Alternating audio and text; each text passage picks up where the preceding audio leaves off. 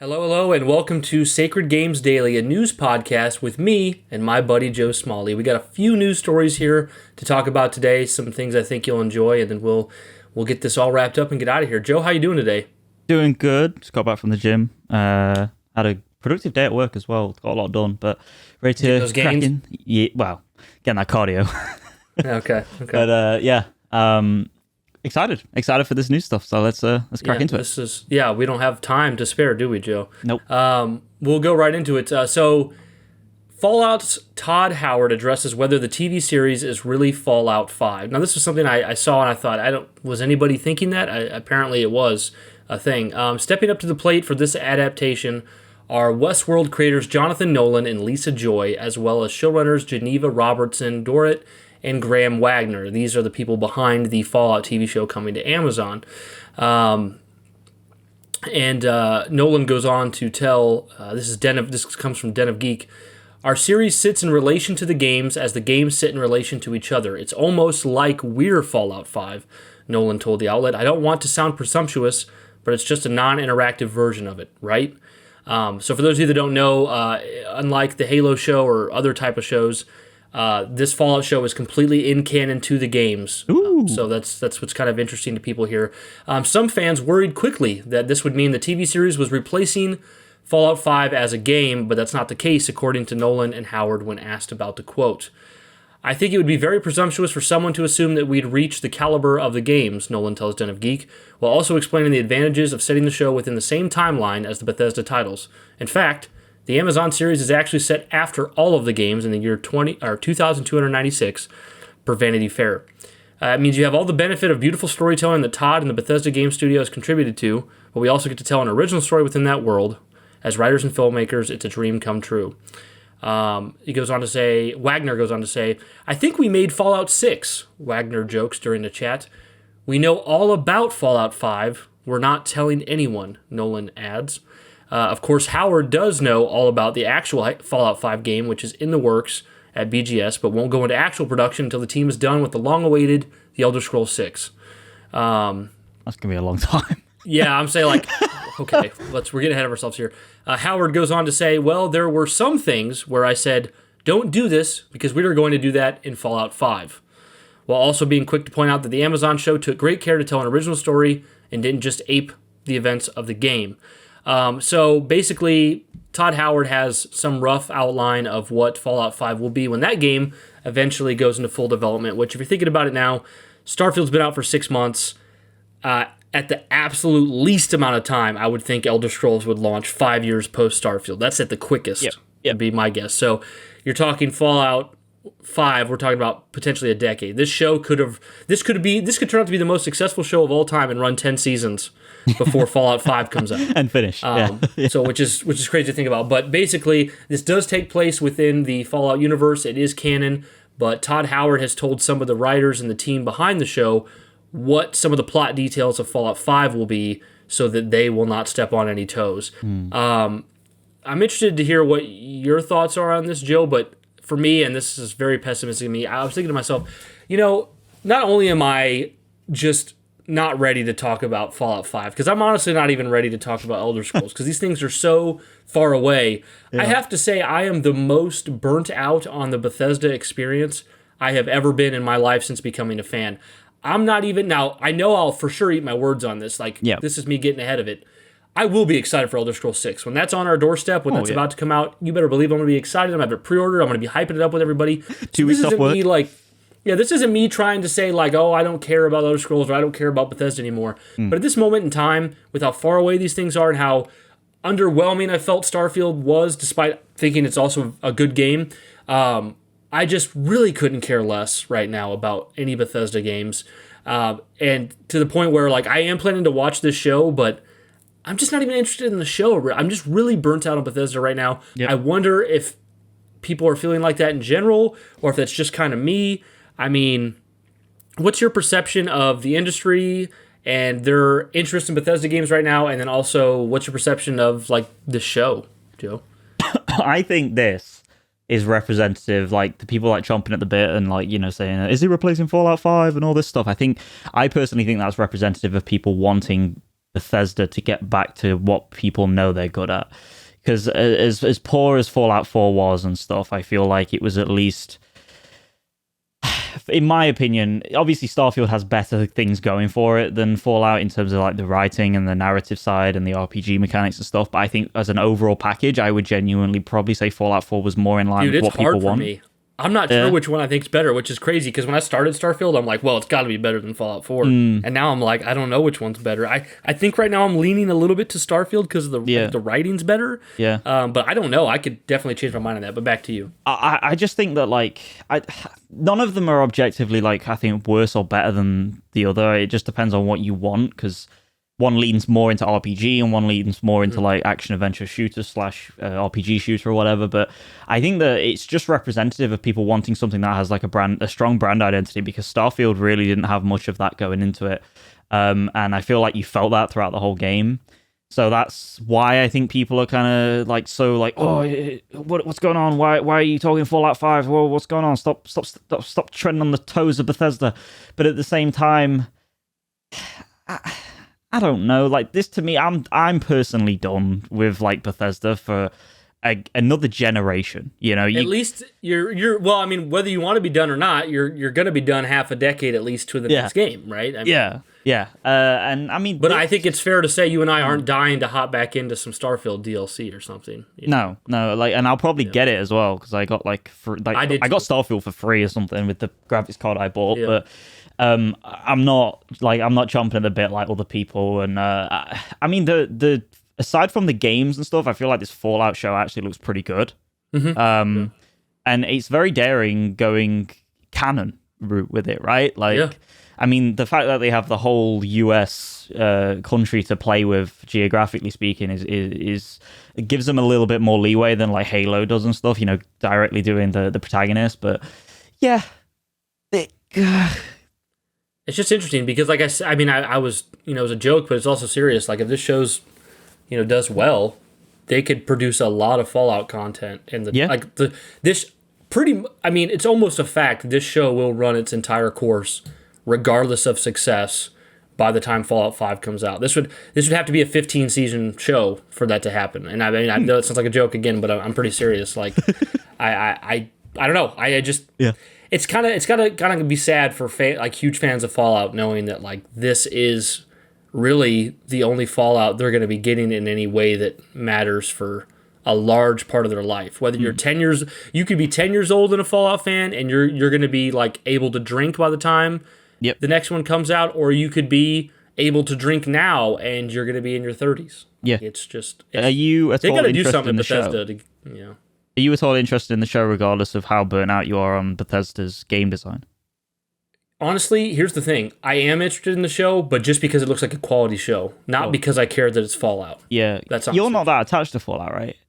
No, I mean, I'm not. Like, I would put Fallout 3 in my top 50 games of all time. Yeah. I love that game. But like Fallout 4, good, but not a huge thing for me. Didn't play the originals. Yeah. And I think just, Starfield soured my Bethesda feels right now, which it's weird because like Oblivion is one of my favorite games of all time, but like there's just this sour taste in my mouth with Bethesda, and that's kind of sucks that's how I feel because like Starfield I really do think was a good game. I know we've belabored that point over different places so many times, but like it's weird that I feel this sour on Bethesda when Starfield really wasn't a bad game. Like it would be different if like the way I'm soured on like Suicide Squad, like Rocksteady superhero games, it's just completely different than the way I'm soured on.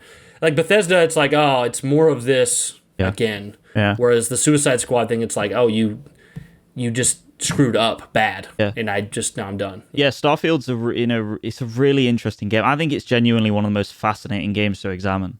From a just that's why we can't stop talking about it. Like honestly, like me and Brian just always talk about this. Like I can stand here and say this is objectively like an 8 out of 10 game, potentially a 9 if it hits for you.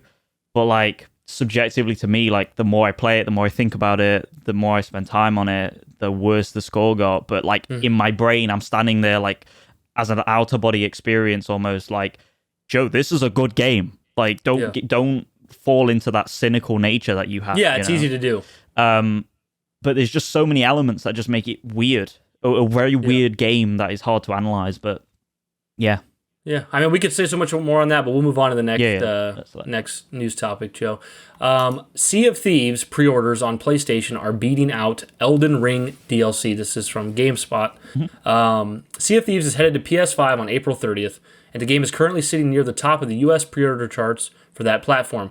The premium edition of for Sea of Thieves is one of the best-selling pre-orders currently, beating other games like the upcoming Elden Ring Shadow of the Erdtree expansion. The game's standard edition is also high on the list, and is even the 7th most pre-ordered game at the time of writing. Interestingly, Sea of Thieves was the best-selling pre-order on the PlayStation Store, according to Benji Sales, before MLB The Show 24 usurped its position. So what I think is so interesting about this is, I mean, Sea of Thieves is a pretty old game at this point. Obviously, was an Xbox exclusive. This is part of the first run of games that Microsoft is going third-party with. It's a persistent online game where you ride ships and have ship battles and get loot with your friends. And like I said, it's been out for a while. It's one of those games that started off pretty rough, but as it continued to get built on, it got way better to the point now where it's a really solid online game. And one of the things Phil Spencer talked about in their little podcast to touch on these third party deals is that games that have online communities that need more of an injection of new blood and player base, those are the kind of games that they for sure want to bring to other platforms. And I think it's pretty clear that there is an audience of people who want to play Sea of Thieves who didn't play it because it wasn't on PlayStation. Now we're seeing that. And I think one thing to think about a little different is Sea of Thieves comes out sooner than Shadow of the Erdtree, than Elden Ring. And Sea of Thieves is a full game, whereas this is a DLC for Elden Ring. So I don't think it's directly comparable, but I do think it makes for a great headline because you're talking about freaking Elden Ring here, and then you're talking about little old rare Sea of Thieves, this old game, and it's coming to PlayStation 5. So, I think Microsoft's going to see great success here, and I think the more Sony/Nintendo is willing to show them the success that's possible, the more Microsoft's going to be like, I'm tired of this 20 million install base console stuff we got going on. Let's keep dropping stuff here. I know it will make people so mad, but I would bet, if you ask me right now, Joe, if I had to put $1,000 on the line that Starfield will come to PlayStation consoles or it won't within the next 5 years, I would think it was a safer bet to bet $1,000 that it's coming to the PlayStation within 5 years. And that's me making the bet I think safest. Like, if I thought it was safer to go, no, it's going to stay on Xbox to save my money, I would say that. But I honestly think it's safer this way. Phil said Starfield's not one of the 4 games, but that's basically all he said. It's not one of the 4 games now. It's not one of the 4 games, at this moment. But I think it's very clear, dude. Starfield, was successful and was a good game and was played by a lot of people, but there is so much room. I think Starfield at $60-$70 on PlayStation would sell at least 5 million copies, if not up to 10. Yeah. And that's just a huge influx of money and players and interest and IP, I don't know what the word I'm looking for, but generating people's interest in that IP. So I think that's coming. But I don't know. What do you have to say about this, Sea of Thieves particularly, or just Microsoft's third-party strategy altogether? What are your thoughts, Joe? All I'll say is, we came right back onto Starfield, baby. Everything revolves around Starfield. Is the middle, and we're orbiting around it. We truly are in the worst timeline. I think this is logical. I think it's really cool. I think that you said the thing I was about to say, and you nailed it, was the only reason this is high up is because it's closer. And you've got to also appreciate that a lot of Elden Ring's success was water cooler. It wasn't pre-orders. It wasn't the initial trailers. People were hyped for it, but it was like, I've said this before, but everyone was like, "Oh, I did this. I did Radahn. I did all these different ways of playing. I went. Have you been to Caelid yet? Have you been to the Hogwarts place? That's the stuff that sold the game. It was like people that weren't even gaming were buying the game and getting in on it. So, and I genuinely do. I mean, you have the Star Wars Battlefront Classic Collection ahead of Elden Ring. It's, and I think there is something to be said as well about that DLC. The fact that it is a DLC or standalone DLC is important for it not potentially being as marketable. Because people look at that and they go, no, I'm not interested. I could be way wrong, Joe, but I wonder how many people that don't follow gaming industry stuff like got on their PlayStation one day and saw that an Xbox game they were interested in was on the store, and they were just like, "I'm going to buy this" before they change their mind. Yeah. You know? Yeah. This is an Xbox game. So. Yeah, it's interesting, but I think it's a logical approach. I think it's you got to see it happening in the future. It's all coming, but I mean, I can see, like, honestly, Starfield coming within, what did you say, 5 to 10 years? I said 5 years to be safe, but like, if I didn't have to worry about losing anything, I think less than 2 years. Yeah, I'm saying that as well. Yeah, but yeah, I think this is could be news. more than a year, but it's less than 2. I mean, the one thing I will say is I'm really happy for Rare. You know, like Rare, you know, they're a good studio. Obviously, everyone thinks they're washed up now because they're not making like the things they used to on the Nintendo. 25 years ago. Yeah, but you know, it's a great game. Like Sea of Thieves now is a great game. You know, obviously when it came out, it was a bit rough. It was lacking in content, etc., etc. But now it's a very, very solid title that I think a lot of people on PlayStation are gonna love. And in all honesty, like it will never happen probably, but I think Sony needs to start putting their shit onto other consoles. Helldivers 2, get that shit on there. You know what I'm saying? Get it on Xbox. We need reinforcements. It's a tough thing because like as far as like straight up money goes, if they put Helldivers 2 on Xbox, they would make more money. If they put Helldivers 2 on Switch 2, they'd make more money. Yeah. But that comes down to the question of, well, Sony's already kicking so much ass leading the pack. Yeah. Do they want to throw Xbox a bone? I mean, or Nintendo. I mean, Nintendo's a little different, but like, why throw Xbox a bone at all when you're just doing fine already? Yeah. I think that's kind of where I would line up there. It's one of those deals where it's like, it's not like we're like PlayStation fanboys where it's like, oh, Xbox should bring their games over here, but Helldivers should stay on PlayStation. No, I would like everything to go everywhere, but PlayStation's in a very different position, so it would make sense for them to decide to keep it more than it would make sense for Xbox to keep theirs. Because we're 100%. like we said, like, you know, disregarding PC, Sea of Thieves was on 20. Well, I guess it was on Xbox One as well. So it's more than 20 million consoles. I don't know how many Xbox consoles there are, like audience, when you take the One and the Series S together, but maybe 40, 50 million. But there's another 40, 50 million on PlayStation that haven't played it yet. And the rest. So, yeah, exactly. Hi there. Thank you so much for sticking with us up until this point in the episode. Whether via audio or video, we greatly appreciate it. Now, if you're new here, make sure you join the Sacred Icon Discord. We'd love to have you there. Talk all things pop culture or just talk about general life stuff. Make sure you join. We're always listening. We're always open to that stuff. And I'd also be remiss to not mention the Sacred Icon podcast. That's obviously available on Spotify, Apple, Google, etc., etc. That is hosted by Brian and Josh. They have an amazing chemistry that is irreplaceable, and it can never be emulated. They talk all things from movies, you know, to video games. It's a great time, you know, and definitely go check that out. All those links for the Discord and the Spotify's and everything are down below / on screen now if you're watching. But anyways, back to the episode. Moving on to the next story, Joe. Final Fantasy 16 PC version will be released soon. Yoshida, the director, says the team is in the last stages of optimization. In terms of where we are in development currently, we're trying to figure out the final stages of optimization right now. When we can release the PC version might be dependent on that. The system requirements and specifications for PC that players will need, so we're trying to figure that out. Naturally, the PC specifications are looking to be somewhat high.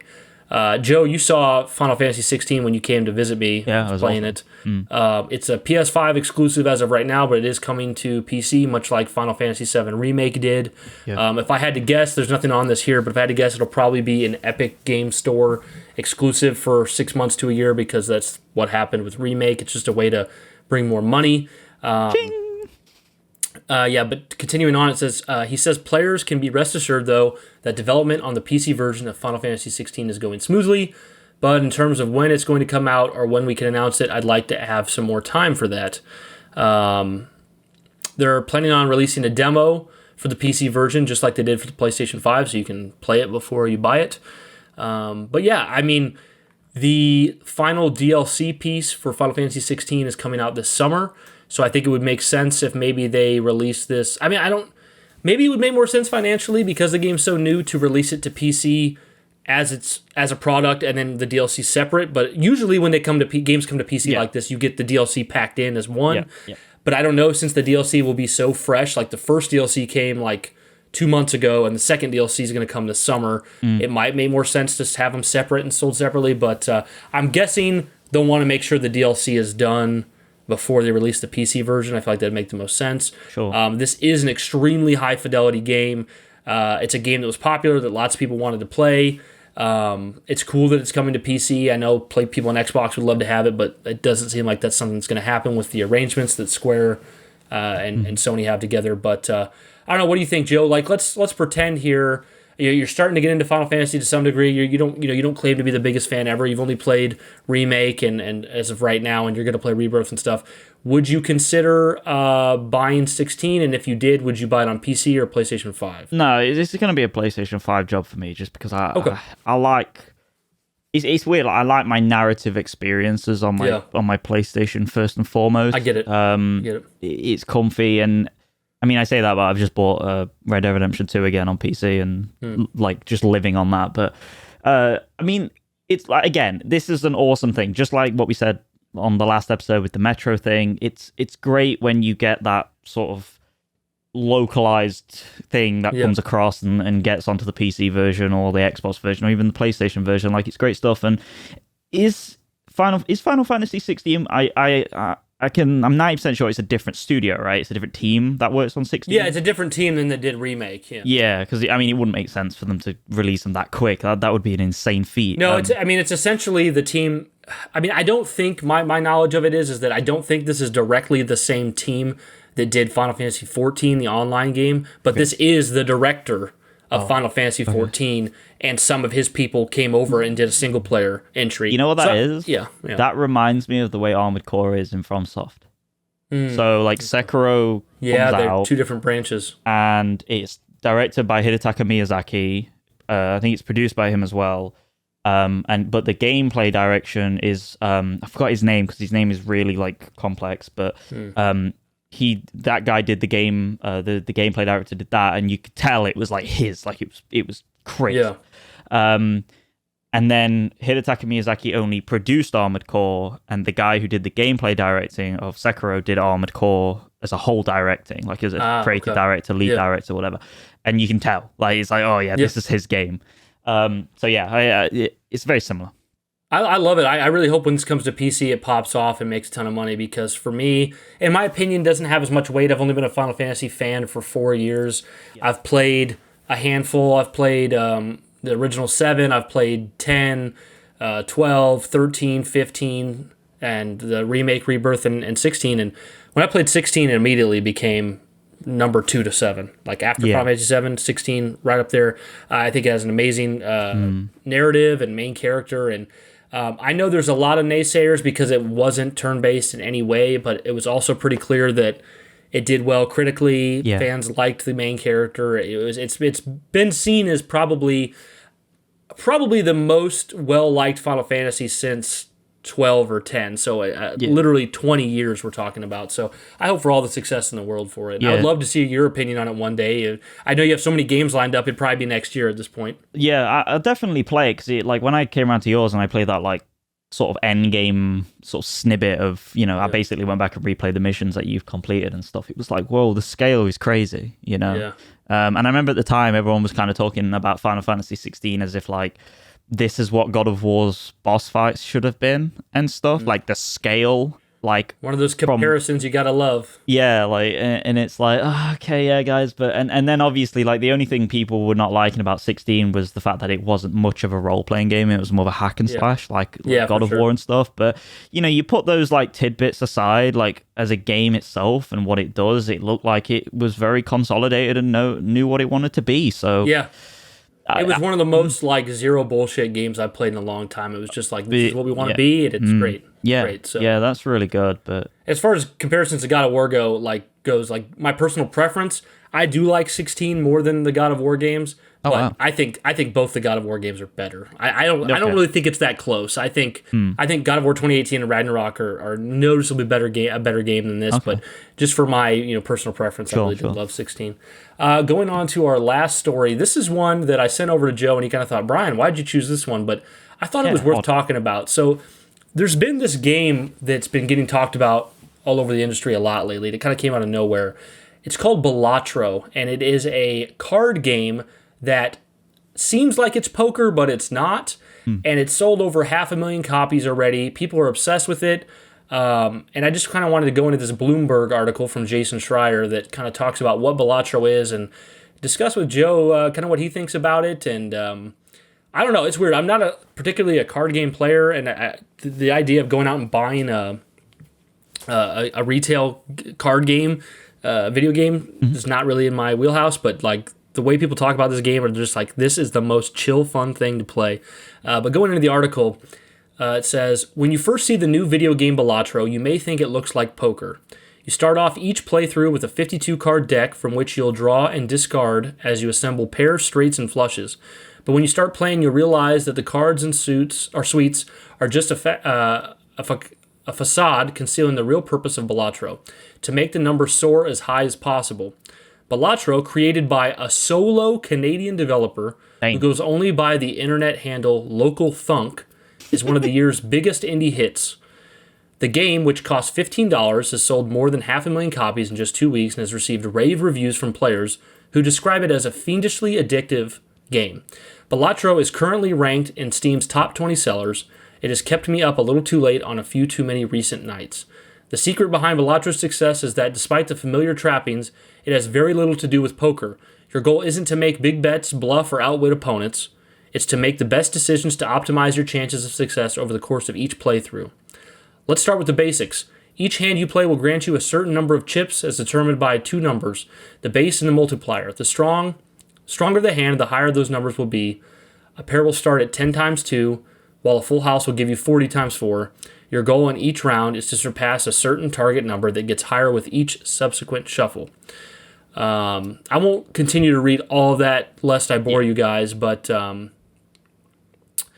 it's basically it's a card game that resembles poker at first, but it's not the same goals as poker. It's very addictive. There is no gambling. There's no microtransactions. It's a flat out, you don't play against anyone. It's a flat out single player card game. You pay $15 for and play by yourself. I don't know. I'm kind of interested in checking it out, Joe. What's your experience with card games, and are you surprised by the success of this game, or do you just not care at all? I mean, what are your thoughts? I voluntarily kind of don't get involved with these things because I lose usually hours and days and weeks to these things, and then I'm like, oh yeah, shit, I've got other games to play. Oh yeah, shit, I've got a life to live. Oh yeah, I've got a job.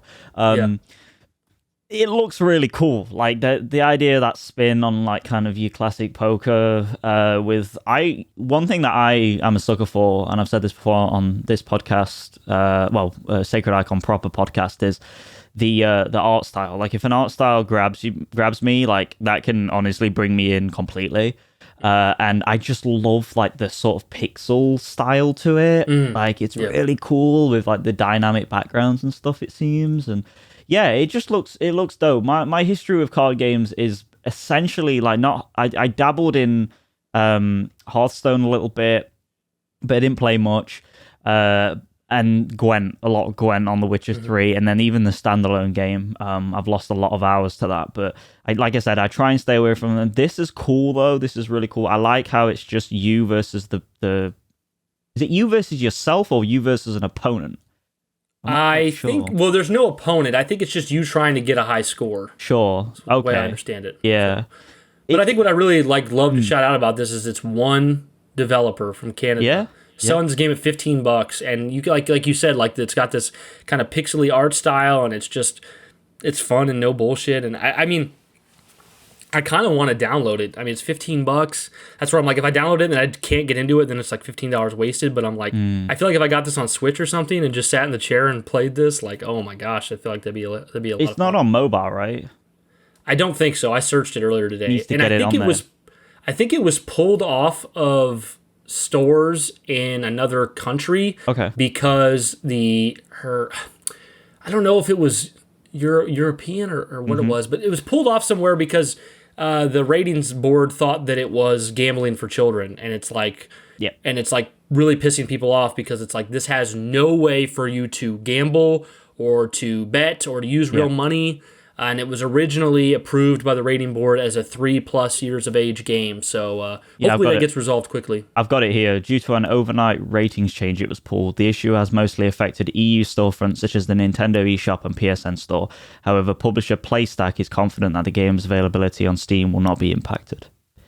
Yeah. So I can't imagine how happy the publisher is with the sales of this game. Cause yeah. They probably thought, oh, maybe we'll sell like 5,000 copies at $15, and it's on its way to 1 million. Yeah. Yeah, it looks really cool. Definitely like check it out if you're a card lover and you love those like mini games and stuff. Like, yeah, I would check it out if I didn't have so much going on with games right now. But yeah, it's crazy that it's doing like numbers as well. I mean, I said to Brian before this, like I don't speak to many people who game as seriously as me and Brian do, and the people who listen to this do in real life. So I haven't heard anything about this. And it's crazy that Brian has, like, you heard a lot of people talking about it, right, in your circle? Yeah. Balatro, just the word Balatro gets thrown away. And it's like a word that's like almost catchy. Like I like saying it. And I'm hearing people say it, so I'm just like, oh, okay, I want to look into this. So I thought that'd be a cool kind of article to throw out there at the end amidst all this kind of more high-profile news. So, Joe, do you have any final thoughts on today's news? No, dude, I am going to go and play Final Fantasy VII Intermission. Intermission DLC. Yeah. Finish that up, hopefully, because that's been on the back burner for a while. And then hopefully download and install, buy and download Final Fantasy VII OG, because I want to. I can't wait to hear your thoughts on it. I'm excited, dude. I'm more excited to play OG than I am Rebirth. I get it. I mean, honestly, even now at this point, like, this isn't like an objective thing, it's a personal thing, but even now at this point, I mean, I like the original more than these. I mean, the original's just, that's the thing is, like, I don't have time to go into it all that right now, but for as much as I love these new ones, Remake, Rebirth, and some of my favorite games of all time already, this is taking what was a 30 to 50 hour experience and stretching it over many long games. And it's like when you play the original, it's just like everything you needed was there, and it happened at the right pace, and it was done, and it was just good as it was, and that's something to appreciate about that. But I'm so excited for you, Joe. I will continue to play Rebirth if I get any time, but we'll see about that. Good luck. Guys, thank you so much for listening to another episode of Sacred Games Daily, and as always, keep it sacred daily. Peace.